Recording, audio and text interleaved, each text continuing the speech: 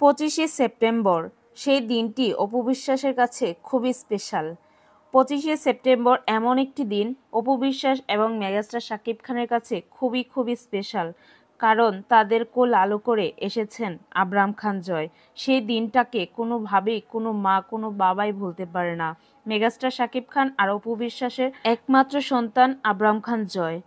তার জন্মটা খুবই স্পেশাল এবং জন্মদিনটা খুবই স্পেশালভাবে কাটুক পরিবারের সাথে, বাবা মায়ের সাথে একসাথে, যেন আবরাম খান জয় এই দিনটা সুন্দরভাবে সেলিব্রেশন করতে পারে, আমরাও চাই। অপু বিশ্বাসের ভক্তরা খুবই খুশি, কেননা খুবই আনন্দময় একটা দিন কালকে হতে যাচ্ছে। তো কেমন হচ্ছে সে আনন্দময় দিনটা, আপনাদের কাছে কেমন লাগবে অবশ্যই কমেন্ট করে জানাতে ভুলবেন না। মেগাস্টার শাকিব খান তার বড় ছেলেকে অনেক ভালোবাসে, আমরা সকলেই জানি। আর অপু বিশ্বাস মা হিসেবে অপু বিশ্বাসের ছেলের জন্য কি করছেন না সেটাও আমরা দেখছি। একটা মা কতটা কেয়ারিং, কতটা পারফেক্ট, তা অপু বিশ্বাসকে দেখলেই বোঝা যায়। অপু বিশ্বাসের ছেলের জন্য খুবই অন্যরকম, খুবই। অপু বিশ্বাস যখনই যেখানেই যায় ছেলের যত্নটা সবচেয়ে আগে নেয়। ছেলেকে কিভাবে স্মার্ট রাখা যায়, কিভাবে একটু অন্যরকম ভিন্ন স্টাইলে রাখা যায়, সেই জিনিসটা চিন্তা করে। কারোর মতন পেট মোটা, কারোর মতো চুল জঙ্গল এরকম স্টাইল করে না। যাই হোক, অপু বিশ্বাস এবং অপু বিশ্বাসের ছেলের জন্য অনেক ভালোবাসা এবং অনেক শ্রদ্ধা। তারা দুইজন মা ছেলে খুবই ভালো থাকুক। আর মেগাস্টার শাকিব খান তো একমাত্র ছেলে, তো সেও খুব আদর এবং ভালোবাসা দিয়ে থাকেন আবরাম খান জয়কে, আমরা যতটা জানি।